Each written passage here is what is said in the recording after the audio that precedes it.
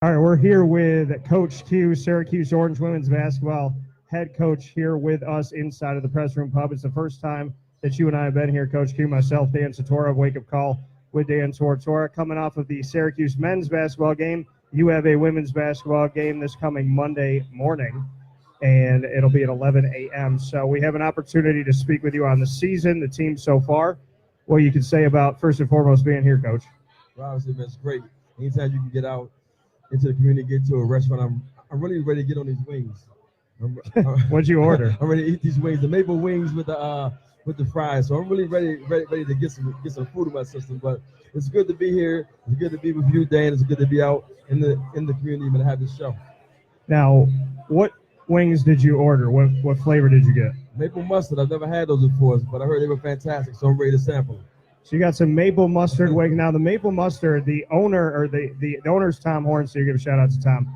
The chef Frank, his family makes the maple here in upstate New York that he puts into his maple mustard recipe. So if you like it, you're getting it straight from Frank, straight from his family here in upstate New York. Well, there's no way that could be bad. If he's doing it himself, then I'm ready to get it.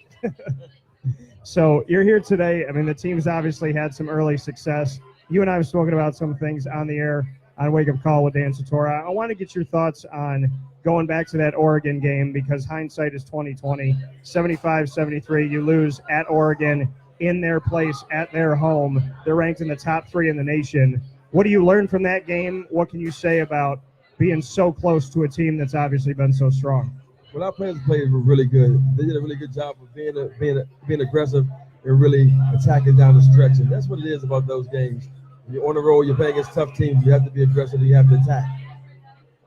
And when you see that aggressiveness and that willingness to attack and get after it, what have you seen from your team from that sense of things so far with their willingness to get after the ball, to attack? Are you seeing the level of intensity that you need to see right now? That's no question. We're very talented. So obviously, when you have talent, you have to be able to play hard on the back end of that. And I think that what we've done is we've created a culture of playing hard, of competing, and playing at a high level. So all the credit goes to our players because they're playing really hard and they're being aggressive. And when you look at that aggressiveness that you've seen from your team so far, who are some of those players that have stuck out to you? I know you said that it's been a team effort. You don't have one strict leader or maybe 2 or 3, but just what you could say about maybe some of those catalysts that you've had, some of those players that have stepped up and been kind of the marquee player when they needed to be. I think a lot of it goes to our depth off the bench, too. Maeva's playing really well, coming off the bench in the post. And getting our game started, I really believe that Amaya is benefiting from having Maeva there because we're able to cut her minutes down some and she's able to play faster and for longer periods of time. And obviously Tiana, makes it go. And Tiana really does a really good job of sharing the ball with her teammates, getting up and down the floor and getting our pace up. Miranda's making shots, Gabby's making shots. And you can go down the list. Digna has really shot the ball well the last couple of games. We've had some games where, Isis has gone to the bench and made 2 or 3 threes. So we just have a lot of depth right here right now, and we're serving us well. Here with Coach Q, Syracuse Orange women's basketball head coach. We're going to be here every single month throughout the season, going into tournament time and whatnot. We're here toward, obviously, the end of 2018. A couple weeks left before we head into 2019. How are you looking to end the year? What are you looking to see from your team as you come down to this, your Christmas wish, so to speak, before you get into the new year? Just finishing up strong and finishing up healthy. We really want our teams to be able to win these last couple of games that we have. But most importantly, is get into our conference schedule healthy. And right now, so far, so good. We have Kadi's out a little bit, and she has a couple more weeks probably before she returns. Other than that, we've been doing pretty good. So hopefully we can knock on wood, stay healthy, and continue to play our brand of basketball. Obviously, health is important. Your conditioning, just what you could say about your strength and conditioning staff, because a lot of times they go unnoticed, they don't get spoken about enough. Just what you could say about the staff that's preparing the young women to be ready. I talk about Ryan all the time. Ryan is the key to our season. And Ryan Kabilis is our strength coach. He handles our team and handles the men's team, and we're in very, very good shape. Karen McKinney is our trainer, and she gets them back on the floor and keeps them healthy. So if they're not on the floor, they're not healthy, they're not in shape, we can't win. So a lot of credit goes to them. Coach Q here with us, Syracuse Orange women's basketball, the PressRoom Pub. You said you want to get on these wings. Want to give that a shot here. It's your first time being inside of the press room. What are you thinking about the way this? I mean, nothing really looks like this downtown. That was a great atmosphere. I've never been before, but Cedric, my ops director, has been here. And he walked in, Cedric said, "Get ready for some good food and get ready to have a good time." But the atmosphere here is great. I mean, when you look around, everyone's here eating good food, having a good time, and what more you ask for on a Saturday. And when you see this opportunity to get out into the community, you have done so much for this Syracuse women's basketball team. Before you came into Syracuse, it was a struggle. It was a struggle to get into the NIT. The NCAA tournament wasn't really a thought on people's minds. To be in the Sweet 16, the Elite Eight, the Final Four, the final two teams, all of this has happened with you. Top 15, from top 25 to top 15 to top 8 recruiting classes. This has all happened with you at the helm.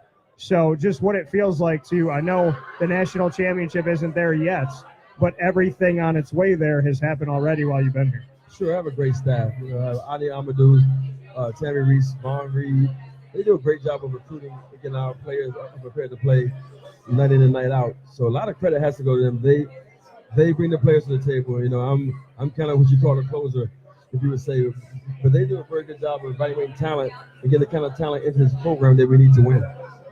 And when you give that respect to your staff and to who you have, just putting together the staff, finding the right pieces, just what you could say about that, because I know like Von Reed came first, and then Amity and so on and so forth, and finding the right people, the longevity of the people, bringing some people back into familiar realm.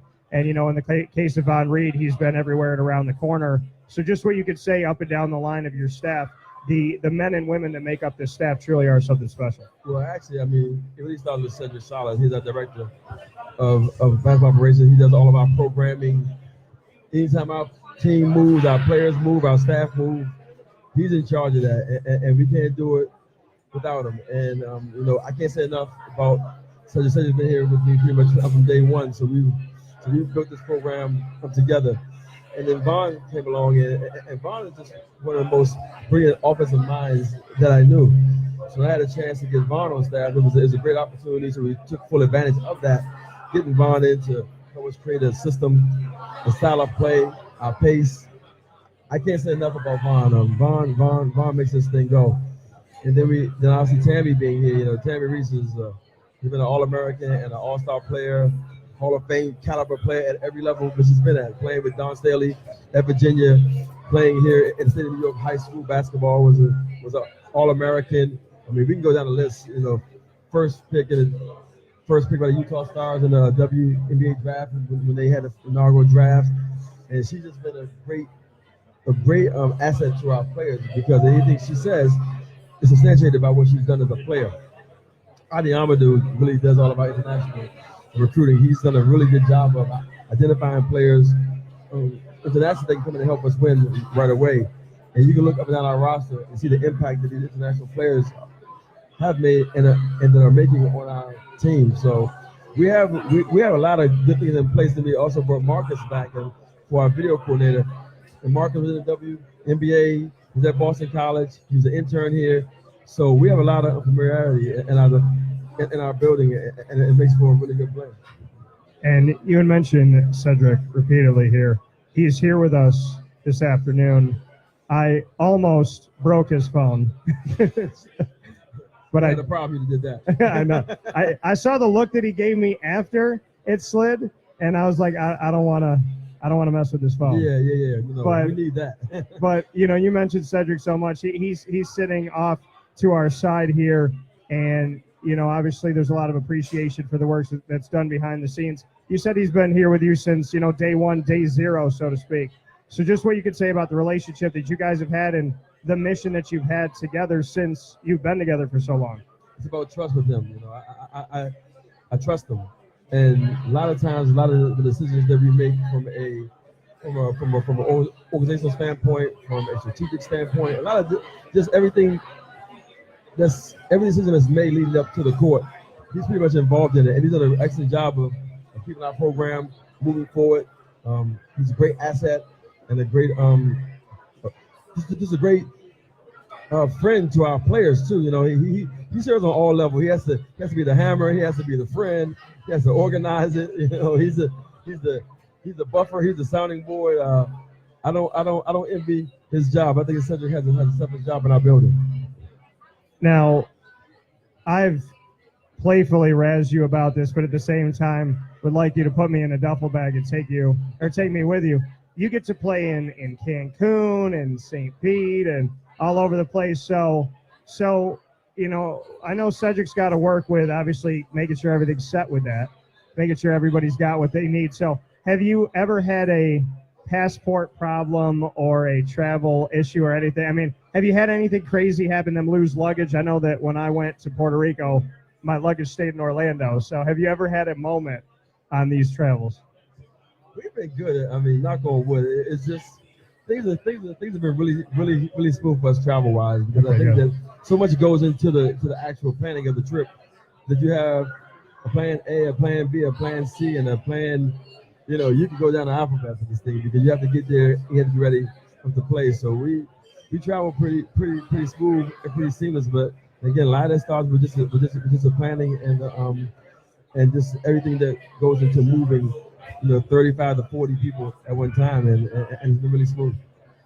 So being able to play in all of these amazing destinations, when you're a coach and you're recruiting, and then you're obviously you're practicing, you're playing the games, you're getting into the tournament, hopefully you're recruiting outside of that, there's really no days off.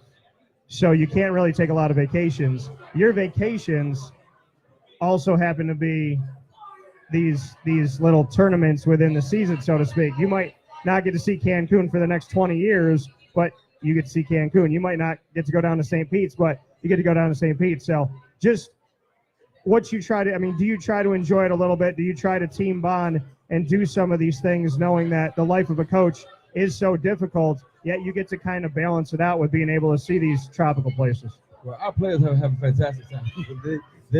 They get the benefit of being there. They're able to go out and really see where we are and to sightsee and to interact with the people there. Coaching staff, we're trying to win games. You know, we're there playing BCS level talent, and those are big RPI games. Those are big games that have great implications at the end of the year for NCAA tournament. So we try to grab a few minutes here and there, just enjoy where we are. But most importantly, you know, we want to win games, and we get there. And for us as a staff, it's a business trip, and our players tend to have a little more free time to enjoy where we are. So what are some of the things that, I mean, do you try to team bond and do some things, you know, either at your house or with everybody together? Do you let them kind of do their own thing, or do you have your cookouts? Do you have your different events that you try to do? What's kind of the team bonding atmosphere, and how involved are you with that? Well, we do a lot of things. I mean, we plan a lot of things on the road when we're out as a team. Obviously here, you know, we do holidays at my house. We do cookouts at Coach Reed's house, and we do things. Just everyone amongst our staff. We definitely have if you will, a rotation of houses that we get our team and just kind of get together to kind of, you know, be in a different place and be in a different atmosphere. And it's very important to have your team bond and to make sure that you try to create some cohesiveness between your staff and between your team. So we definitely take advantage of those opportunities and able to do that pretty frequently. Here with Coach Q, Syracuse Orange women's basketball team has started out hot this season. They're looking to keep that going at home coming up here in just a few days. Coach, you have, after you have this game at home, you have Duquesne and you have UCF Central Florida in the St. Pete shootout. Bring me into that. We talked about it a little bit on every Wednesday on Wake Up Call with Dan Tortora on wakeupcalldt.com. We have our 10:30 a.m. live segment. So we spoke about this a little bit, but to the people here and to the community, just what you could say about the St. Pete shootout, Duquesne, UCF, and what's coming up. They're very tough games, though. Duquesne and UCF both, they're very competitive conferences. They're going to finish at the top of their conferences. So far as the RPI games are concerned, it's really huge that we play these games and they play against great competition. It's tough to now get meaningful games non-league on your floor, because everyone wants to, you know, make sure they have the right schedule and the right venues planned out to try to win a game. So you have to kind of chase teams in these on these neutral floors and at these events and to play the kind of competition that you need. So both of these teams are very good teams. And Central Florida is going to finish in the top 2 or 3 in their conference, and Duquesne as well. So we're looking forward to having these really tough games on the road, but more importantly, we're looking forward to going out there and get some quality wins.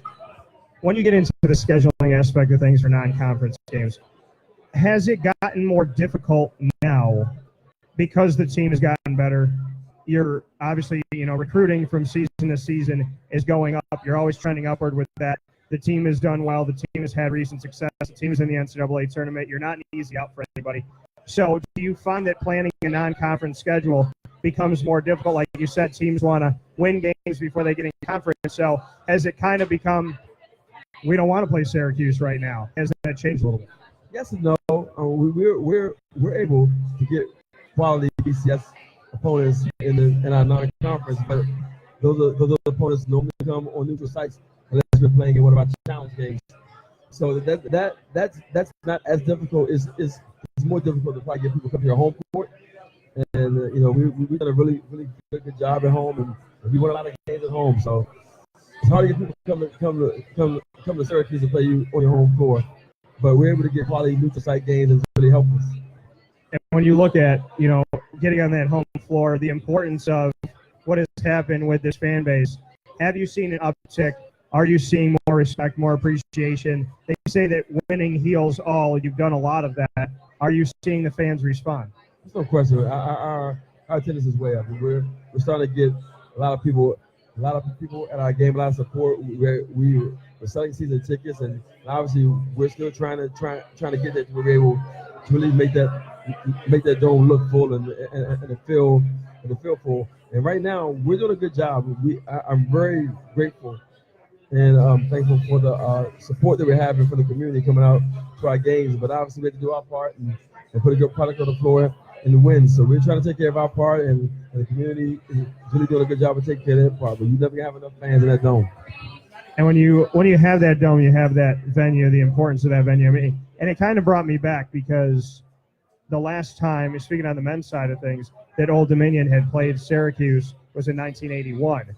And that was Syracuse's first season officially in the dome for men's basketball for Manley Fieldhouse. They won that game 71-58. That was 37 years ago. So when you think back to Manley days and whatnot, and then now you see this dome and what this dome has become, just what you could say about the venue itself and, the marquee showcase that it is, that a regular season game is still as special because how many people have a dome, and if they have some type of closed atmosphere, how many of them feel like this, look like this, and have the heritage that this one has? Well, when you say the dome, no one's guessing where you're playing. And the dome is the dome.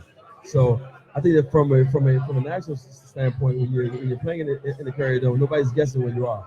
They understand that you're at the largest on-campus facility in the country. You're at a place where you can get that thing rocking and get it filled up. It's a great home environment, as you can see with our men. When they get 30,000 people in there, you're not winning in there with 30,000 people. And for us, it's just important to have solid outings at home, have solid crowds, and we're getting there. And we all have work to do. We understand that we could win more. We can always get more fans, but I think that overall we're doing a pretty good job of getting to where we need to be. That coming from Coach Q, Syracuse Orange women's basketball. We're going to take a step aside here in just a few minutes so that you could try the food, because then we have to come back and talk about the food. So did Cedric get food? You get food? All right. What'd you get? Hey, missing no meals. I got some quesadillas and fried pickles. Quesadilla and fried pickles. Fried pickles, yeah. Okay. I'm eating some of those. So quesadilla, fried pickles, maple mustard wings, fries, and then I got the salt and pepper wings. Salt and pepper wings here are the best. Amazing. Over there for order. I walked away. See, I get VIP. I just go right up. I talk to some people. I put my order in before you got your menu. I see. I do what I got to do. So before we take a step aside here, I do want to ask you this question. How many times have officials asked you to get off the court? Well, is that a game or how many times? The thing about it is this: I don't have a seat on the bench, so Coach has the X on his seat. I don't have a seat on the bench because they say that I don't sit down. I haven't took a seat in like 13 years, so I don't have a seat. So I have to keep moving. I have to keep pacing. And there's times where I may get a little far out on the court, just trying to kind of communicate with my team. So it happens from time to time. I'm not going to give you a number because it's not necessary. but I can tell you, I'm gonna wait from time to time. So you said you haven't sat in like 13 years. What would make you sit down? Is there anything that would finally get you to sit down? You know what? I can say this. I sat down one time that I can remember is when I knew we were going to the Final Four, and we were winning that game. And it's kind of like a relief, and I was trying to find somewhere to sit. I couldn't find where to sit, so I had to sit down by Karen, by a trainer, because it was the only seat available. So I took a load off about 30 seconds there. But other than that, you know, you have to be in the trenches with your players. You have to let them know that I'm there with you. And sometimes I'm probably a little too much there, being on the court, but at the end of the day, they know I'm fighting with them. Has anyone ever passed you the ball thinking that you could shoot a three? Because you get pretty close to the 3-point line. Well, I've never gotten a pass, but I've almost got hit with a couple passes. But, you got hit with a couple. But I can tell you, you know, it's you know, I wouldn't want to do anything else, and you probably can't get closer than I'm getting right now. No, and I was gonna say, like Buzz Williams for Virginia Tech and for Marquette previously, he could get out pretty far, but I think that you hold the record for like wherever they put that, you know, the red tape or something like that, wherever they put that marker, you seem to pass the marker. I think that the Coach Q line is yours and above itself. That's pretty strong to be the best at that. But I'm probably right there pretty close. I don't realize how far I'm out on the floor. Sometimes I watch tape to my staff or some of my players like, you're a half court. You're like, you know, I know they exaggerate because it can't be a half court, but at the end of the day, I'm out there a little far, and I get to get back. I might need to give me one of those get back coaches for myself. But it's interesting to see, and you don't always stand up though. You crouch down. You know, you get comfortable. You have different poses for different times. So I wish we could throw. I mean, we're going to have to do this graphic in the future when we're here every month at the PressRoom Pub. But to tell me the different poses you have and what their meanings are. When you're standing up, what is that? When you're crouched down, what's going through the mind? Yeah, that's tough because half of the time I'm doing these things, I don't know what I'm doing because I'm in the flow of the game, and they tell me, you know, you jumped in it. No, I don't remember, and I did remember. I'm going to say I don't remember, right? So yeah. That's part of the deal. I don't know if I can say there are a few moments I can remember what I was doing. There are a few pictures I can say, hey, I remember that play. I remember what was happening then. But for the most part, not at all. I don't really know what's going on. Half the time I'm just trying to get my players to go harder and play, and trying to make sure I can have basic conversation, friendly conversation with the referees.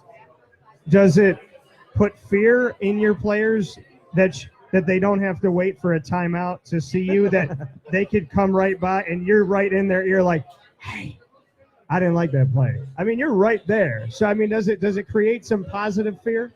No, they definitely ignore me. There's no doubt they're not paying attention, or they say they didn't hear me, and that's the one they get me. I didn't hear you. I'm like, how? I'm right here. So obviously they are A, ignore me, or B, they ignore me. But they ain't listening. I can tell you that right now. But like you said, you get to have some heart-to-hearts with the officials. There's always that balance in life of when as a coach to contest something, when to play it back, when to be heated with it, the personalities of the different officials. How do you handle that? Because there are calls that are tough. There are moments that are questionable, but you always have to pick and choose your battles. Yeah, and that's tough because you want every call, every possession. So yeah, you don't try to find time to kind of pick your battles. But I think more important, you have to fight for your kids. You have to defend your players, and that's what it's all about. 9 times out of 10, it's about wanting them to right or wrong in your opinion, right? So you're trying to get them to understand that this call could affect the outcome of the game. If you get this call 5 times, it's definitely going to affect the outcome of the game. So you're trying to fight for your program, fight for your kids. But most of all, you want your kids to do great. That comment from Coach Q, Syracuse Orange women's basketball. We're going to take a step aside here. Myself, Dan Tortora, Coach Q. We're here with Wake Up Call with Dan Tortora, live on location. We're here every single month with Coach Q inside of the season, starting today officially. And today has a very special piece to my personal life, and I'll describe that when we come back. We'll be back on video on Facebook.com/LiveNowDT, and we'll be back here for the people of the Press Room Pub on 220 Herald Place in Syracuse after Coach Cedric and I get to eat some food. I think that the food break is what we need to do. Let's get it. All right, we'll be back in just a few.